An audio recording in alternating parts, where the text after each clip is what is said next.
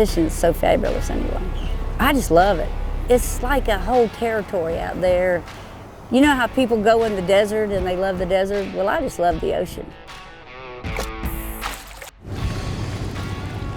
There's so much to see. Ride out there and see everything that you get to see.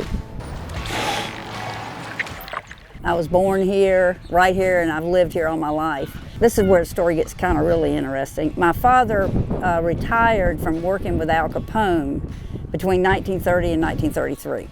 And during all this time, he had a big boat. And he just started taking people fishing, and those people wanted to take people, and next thing you knew, he was in the charter boat business. And then at 14, when there was too many people to go fishing that day, and he said, well, my daughter can take you. I said, okay. So that's how it started, really. So you put them on the boat and I took them. Fishing is an opportunity to catch, but to get there to catch it, you have to deal with a lot of different things. So that's our job. Our job is to make sure you get to look at it all, the big, full picture. Oh, there he is. We have something to do 12 months out of the year. So we have 9 inshore boats, 3 offshore boats like this. But the guys know that you gotta make it fun, gotta make it memorable, and you gotta make it last. So, we just try to make it an experience that you won't ever forget. Successful day is if they go out, catch a few fish and just have a good time. The good time is really what it's all about. You can do that without catching the fish. My favorite is the people that don't fish a lot. Don't get me wrong, I like taking experienced fishermen out. But people that don't do it all the time, just the look on their faces when they catch some of this stuff is kind of priceless.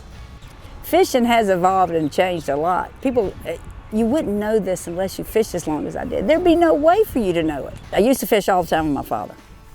So my father loved cobia fishing. So we were fishing one day.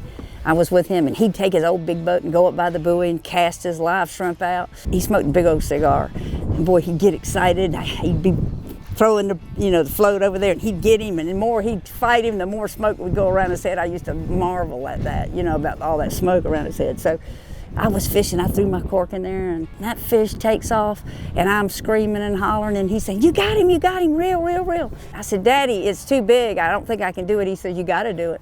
If I help you, you won't catch it. So I sit down, and the deck is wooden, right?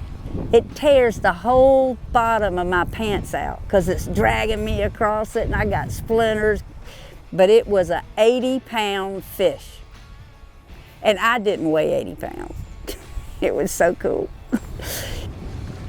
My father, I think he'd be pretty proud that things have gone the way they have. And I always think about everything he taught me. It is so different now. Now I can teach him a few things. The best thing is meeting everybody. Hey! And telling them the story.